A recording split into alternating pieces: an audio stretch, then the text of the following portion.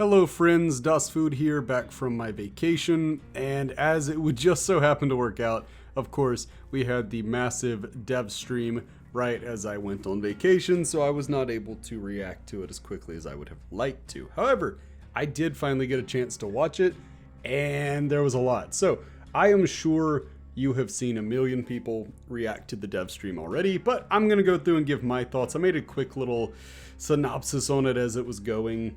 And I went back to make sure I got some of the things correct because I didn't want to put out any misinformation. I wanted to make sure I got it right.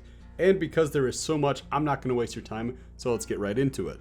The stream starts off with a really cool set that they have done for the DBD anniversary stream itself.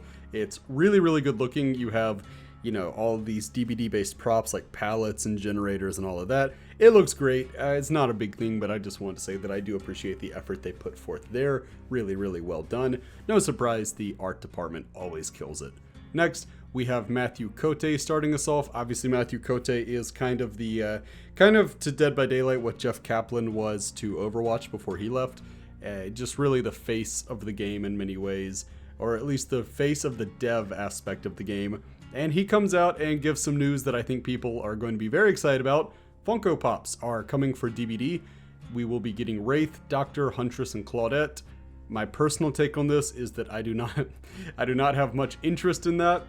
However, I know a lot of people do have a lot of interest in that, and far be it for me to judge. If it's your hobby, it's your hobby, and I'm sure a lot of people are very, very excited about these. One thing I will put out there is if you're kind of disappointed that you didn't have your favorite survivor or killer get a Funko Pop here if you're not a Wraith, Doctor, Huntress, or Claudette main, I would still say you should probably buy these because Funko was always so hesitant because they actually said themselves, this was a statement from them, that they didn't think DBD had a large enough following to warrant making Funko Pops, which means they didn't think they could make enough money off of it. So if you do want to see, for me, if I really was just desperate to see a clown Funko Pop, I'd go out and buy all 4 of these, maybe like 25 times. Don't buy them 25 times. That would be terrible for your finances, but you get the point. Next up, Cote, he recaps year 5, talks about the DBD board game, owns up to the fact that Behavior missed some of their promises from last year, which, some people in the comments on the stream, because that's what I watched it, I just went back and watched the broadcast from the actual Twitch stream they did instead of downloading it first. And you know what? Some of the people were saying, oh, who cares? Who cares? What a cope. They're just making excuses. But he actually did a pretty good job of saying, look, we made some promises, we didn't hit them, and we're going to try to be more realistic this time around. So, I don't know, I appreciated that. He then goes on to cite a 50 million player count, which I've seen some people clowning on Twitter, but honestly, I don't know. I feel like if you factor in Steam, and then you factor in Xbox and PlayStation and Switch and mobile, which mobile may be the one that really kind of swings if they're counting it as a separate game or not. But if you count all those together, I don't know. I mean, obviously, are we talking about 50 million concurrent players? Because obviously not. But, I don't know. I'd put it out there that I don't think that number's as far off as people are making it out to be. I think some of the negative Nellies are just kind of poo-pooing that, but I actually think it's pretty accurate, even though obviously we only know the Steam numbers. We can't really speak for any other platform. The whole stream had this gimmick where chat was able to choose what would come next for certain things. It really felt to me like it was going to be more impactful, even if just kind of harmless fun, but it really didn't end up deciding much. So, there is that. They then gave a code for 100,000 free blood points. Later on, they would give another code for 100,000 free blood points. However, it should be noted that I only saw these today, which is 2 days, I think, after the dev stream at the time of recording, and they've already expired. So I guess you had maybe a 24-hour window to put them in, but I thought that was kind of lame. I did not appreciate that. So I understand that sometimes, you snooze, you lose, but I don't know, when you're doing something that's just like, hey, here you go, community, and then you set such a strict deadline on it, I don't know, that doesn't really sit right with me. It's not a big deal. 200K, that's a few games a killer. That's not anything crazy, but it's still just, it's those little things where they kind of lose people, but again, not a big deal. Next up, we had, and I'm going to try so hard to get this very French name correct, Stefan Beauchamp Daniel, I hope I got that right, and Justin Brown. They were reminiscing on year 5 again, because that was what a lot of this thing was. They talked about game health. They're going to focus on matchmaking specifically. They talked about quality of life, toxicity, and cheating ban improvements are coming to the game, allegedly at some point. A big piece of news that I think a lot of people are going to be very excited about: Raccoon City Police Department is getting a rework. We should expect that in the fall. And, you know, I don't know. They mentioned that there are 4 big events: Anniversary, Halloween, Winter, and Lunar New Year. But, I mean, that's not really news. That's not really news. They do that every year. I think that anybody who's been playing the game for really more than a year can, maybe more than 2 years, so you see the pattern. You know, that's been the way for a while. We get one of the many filler segments of the night where they talk about why people love horror, why they love being scared, why they love hunting. Not hunting so much of a deer, but it's like hunting another person, so to speak. It basically, why do you like playing Dead by Daylight? Here's why science says that all humans enjoy Dead by Daylight. It was kind of boring. A lot of Z's in the chat during that segment, and I'm inclined to agree. Next, we had Matt S., who took the stage. This is where we got some of the real meaty news from the night. So, Matt talked about an overhaul to Killer and Survivor perks. In fact, he broke it down by saying there were 3 key updates. One of those was the overhaul of Killer and Survivor perks. Look, Dead by Daylight, or Behavior, I guess, they are aware that meta perks have taken over. They are aware that some perks are so strong that to not run them is kind of throwing. And they specifically mentioned some of them by name. So there's going to be, they say there's going to be a change to roughly 40 Survivor and Killer perks. And what I would assume is that means 40 Killer perks and 40 Survivor perks instead of 40 perks between the two. But obviously their wording there was a little vague, so I don't know for sure. But when you think that there's over 100 Survivor perks, you would think that they're probably saying 40 for each, but even if it's just 40 in total, that's still a pretty substantial chunk of perks. And, you know, we don't know which ones are specifically going to be addressed, but we do know a few of them. So whereas, you know, you have like 40 or so that we may not know, we do know, because they were mentioned here, that there are likely to be coming changes for Corrupt Intervention, Scourge Hook Pain Resonance, Barbecue and Chili, Hex Ruin, and Pop Goes the Weasel. Those are for the Killer side. For the Survivor side, they mentioned, what was it? Dead Hard, Decisive Strike, Borrowed Time, Iron Will, and then they threw in Self-Care, and a lot of people in the chat seem to be citing this as like, what? Do they even play their own game? Like, guys, it was a joke. It was a joke, relax. We all know Self-Care is not a great perk. We know. we are all aware, we who play the game, and the devs are aware too. They talked about a rework of the prestige and progression systems. This one is very exciting. They are going to no longer limit you to just 3 prestiges. You can now prestige as many times as you want, but the way that it works is on Prestige 1, a Survivor's lowest ranked perk, teachable perk that is, will automatically have its Tier 1 sent to every other Survivor. At Prestige 2, the Tier 2 will go to everyone else, and at Tier 3, the Tier 3 will go to everyone else. So that's good. I still don't love that we have perk tiers. I'm not going to stop beating this drum. I really think perk tiers just need to go. Perk tiers have been very, very problematic for a very, very long time. But you know what? This is a start. I also like that they've made it to where now when you prestige, you don't have to reset on that character. You do not lose all of your items, all of, you know, this, that, and the other. It's not a reset anymore. So in the very least, that's kind of nice. In the very least, they've made it, this is going to cut into the grind. This is good. This is a good change. So I want to make sure that people don't take it as like, oh, here Food is complaining again when they're trying to do a nice thing. No, this is good. I still think perk tiers need to go, but this is a good start. And finally, out of the 3 things that Matt was there to discuss, the last one was a change to Moris. Basically, it looks like the offering of a Mori is possibly going away, or maybe just a new type of offering. The wording they used was kind of odd. I'm not really sure what they meant between the two, but it looks like now, instead of bringing Mori offerings, you are just going to Mori the last remaining Survivor, no matter what. Which has, I have 2 feelings about it. One is a good feeling. I'm glad that we'll be seeing more Moris. The other is kind of a letdown in the sense of, Moris have already been neutered so dramatically. I'm just not sure that, you've taken, by doing this, you've taken like the one use they had, which was essentially, hey, you don't have to eat Dead Hard when you have them on Death Hook now. And not Dead Hard, I'm sorry, Decisive Strike. They've kind of taken that away. That's a bit of a bummer. Also, by the way, I didn't mention this. The Prestige and Progression rework is slated for a summer release, so pretty soon. And then it's looking like a Halloween release date for the changes to Moris, which is good because the Progression one needs to be in the game yesterday. The Mori one can definitely wait. Moris are not a huge issue now like they used to be. Next, Matt left and we were given Justin and Aurelie? I hope I got that right, guys. French is very hard for me. They talked about the new vertical layout for the main screen. It looks good. I don't really have anything to say about it. If you haven't seen it, it's in the PTB right now. It looks good. We can see how much time is left in the Rift from the main menu, which will be cool.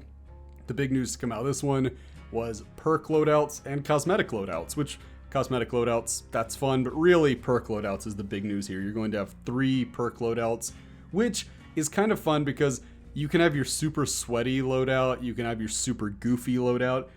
If you're like me, you're going to have a loadout that's just guilty pleasure perks. So it's just going to be, pharmacy and autodidact and wake up. It's just going to be those. That's set for about a fall release. Oh, also with that, there are archive changes where you can now have 1 killer and 1 survivor tome equipped, or 1 challenge equipped for both, which is just a godsend. I am so thankful for that.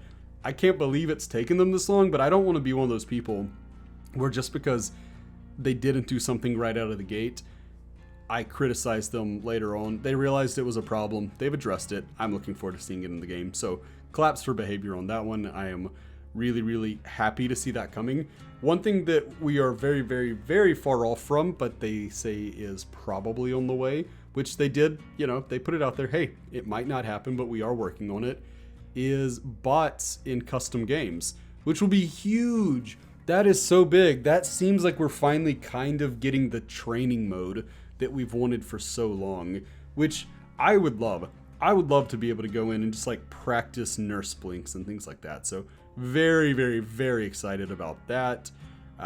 Some big news that I'm sure you've seen. Really crazy, really, really crazy. Attack on Titan is coming to DBD, which to me is probably the most surprising thing they could have announced within the realm of, reason. And yeah, I remember I did that video. Hey, what's going to be the license for the year 6 anniversary? Turns out nobody. But I said in that video, I just don't see a world where Attack on Titan comes to DBD.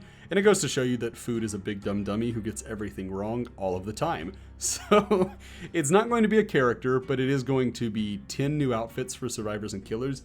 And though their wording was vague again, I think this is 10 new survivors. 10 new outfits total, not 10 outfits for survivors and 10 for killers. I think it's going to be 10 total. We currently know that Oni, Zarina, and Dwight will be getting cosmetics. We don't know anything else beyond that, but that is slated to come soon. So I don't know what soon means, but I do think it's entirely possible that it could be with the anniversary event, maybe a month after the anniversary event. I'm not really sure. It seems to me, if I had to make a prediction, I think that's going to be a mid-chapter patch, but we'll see. Next, we got the news that we all kind of knew was coming if you've been keeping up with leaks. Turns out they were correct, that Roots of Dread is going to be the new chapter, which will have Hattie and Dredge and the Garden of Joy map. And look, it all looks great. I'm very excited for it. If you want a more detailed breakdown on how I feel about all that, we're going to need to get a little closer to time. All I'll say is my bullet points for it. The Garden of Joy is a beautiful map. It's one of the best looking in the game. Hattie has a very unique design. I think some people are really going to eat that up. Then Dredge also has a unique design that really speaks to what I like to see in horror. It's kind of closer to body horror. This is a clear monster, not just somebody holding a knife, and I think that's awesome. That's going to come out June 7th. What a chapter. This looks absolutely incredible. We then get a doctor sketch, not doctors in DBD's doctor, but a real life doctor who was just talking about injuries and healing methods and all that you see in DBD. It was super pointless, lots of Z's in the chat again, but I want to give credit and say that the guy was very charismatic, and I thought that he saved a segment that would have been just unbearable if anyone else had done it. So credit to that doctor. I did not write his name down. I feel bad about that, but whoever he is, he actually did a really good job. And finally, we got on to the big thing, the thing we were all there for, the anniversary event. So what is it? What's it going to be like? When does it start? Well, the first one's an easy answer. It starts June 16th, which is actually the day that DBD was released in 2016. June 16th, 2016. So that's cool. That is the actual anniversary.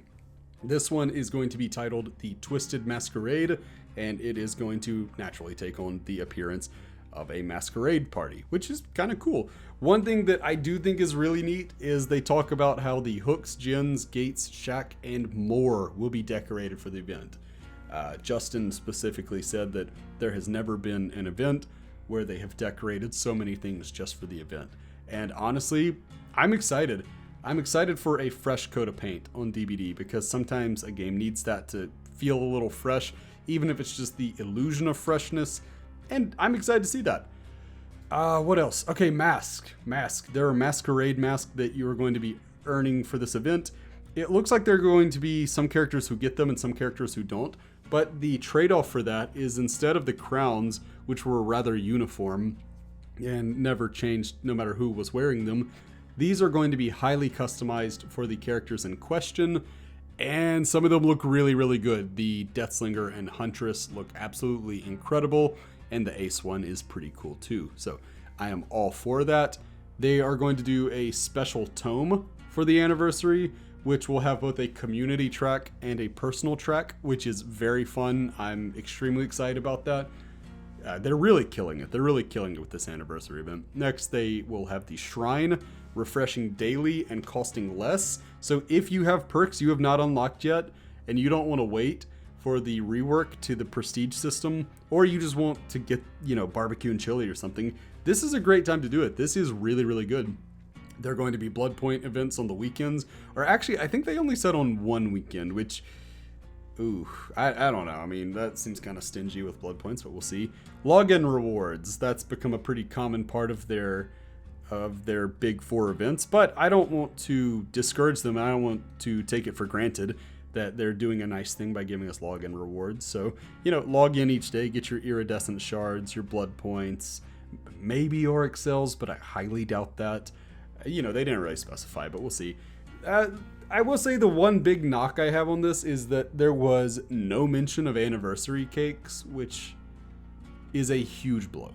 It's a huge blow. If they don't do the anniversary cakes, they are effectively removing the one part a year where people come out of the woodworks to farm. And I don't mean farm as in play nothing but farm games.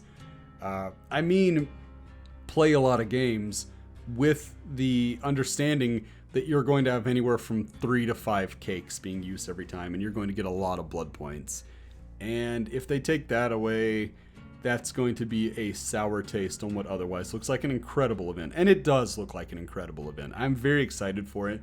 I hope this was just one thing that they're like, oh, we just thought the cakes, that was a given. That was, we thought that was so obvious we didn't even mention it.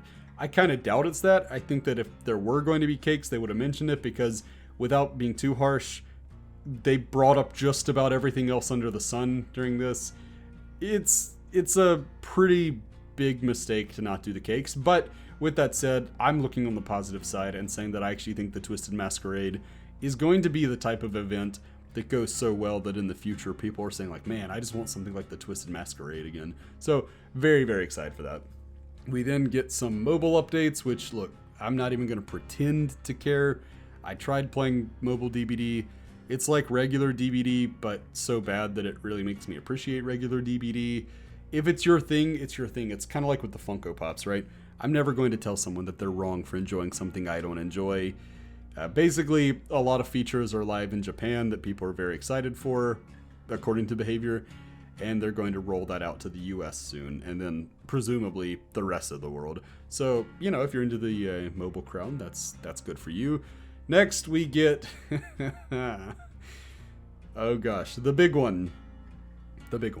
Hooked on You, the DBD dating sim. It is actually happening, and guys, This feels like a jumping the shark moment.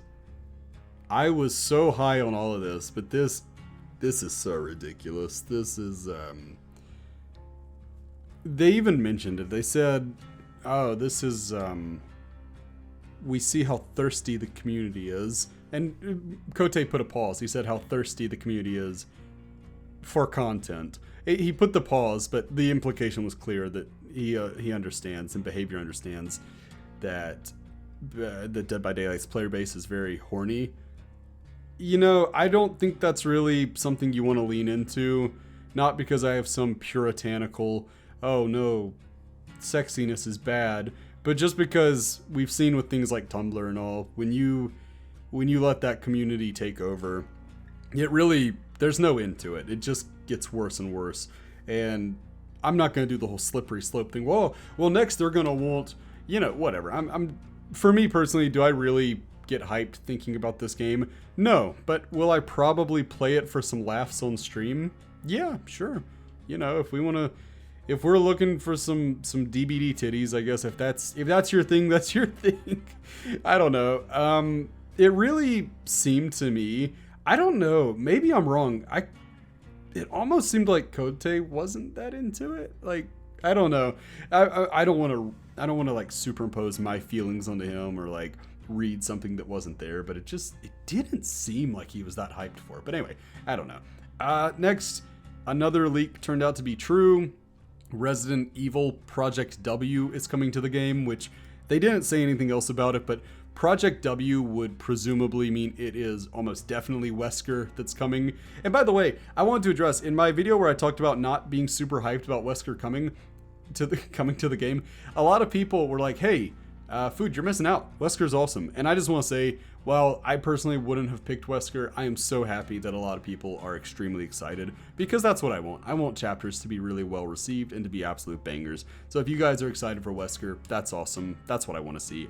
I would rather the whole community be super hyped for something coming out and it not really be my thing than for me to be super hyped for something, but the rest of the community be like, we don't really care. So, you know, I'll be happy with the Dredge. I'm very, very hyped for the Dredge, and some people aren't. So maybe that's the trade-off. Wesker, you know, whatever. Ada Wong, very excited. Apparently Rebecca Chambers. You know, we'll see. They didn't confirm that. It's worth noting Wesker, Ada, and Rebecca have not been confirmed. But Project W, come on, it's probably Wesker. And then they ended it with a fun little montage of large streamers, you know, just goofy moments, just feel good. Hey, look at the community, look at the fun we have here. So my main takeaways are, this was, it was a good broadcast brought down by just tons of filler. So many moments they could have cut out, but I also understand, you know, you gotta let it breathe some, you gotta have some fun with it. So I'm okay with that. I'm fine with the fact that they did some filler. It, you know, it was, I would say it was good to like get up and take a bathroom break, but honestly, I was watching it after the fact on like 2x speed, so, you know, whatever. I did sit through it all though. I didn't skip anything, so, you know, that's worth noting. 2 great chapters look to be ahead. I could not be much more excited about the Roots of Dread, sorry, plural. And I think the Resi 2 chapter is going to be awesome. Hopefully, no new map. Hopefully, no new map coming with it. Even though I would welcome some kind of change that's, you know, like they do the realms. So maybe another map within the Resi realm. We'll see. But they got to be careful because they are walking on thin ice with that one. The anniversary event, it looks great. I'm very sad that it doesn't look like we'll be getting any cakes. I think that's a huge mistake. I hope they fix it because they do have time to fix it. But other than that, this looks like it is the best anniversary event they've ever done, if not the best event they've ever done. So if you came here for super negative, gloomy, you know, gloom and doom, oh, it's going to be terrible, I can't really say that. I think it's probably going to be a pretty darn good event. Pretty darn good, said Southern Will. But yeah, that's my take on it. What do you guys think? Are you excited for the event? Whose mask is your favorite? Oh, by the way, that's one more thing. You can't like rush the mask. You can't, I'm going to get Deathslinger day 1. They're given out at random. So maybe you get Deathslinger in your first go. Maybe that's the last mask you get. But that's kind of fun. It encourages you to keep going. What do you think though? Are you excited for the event?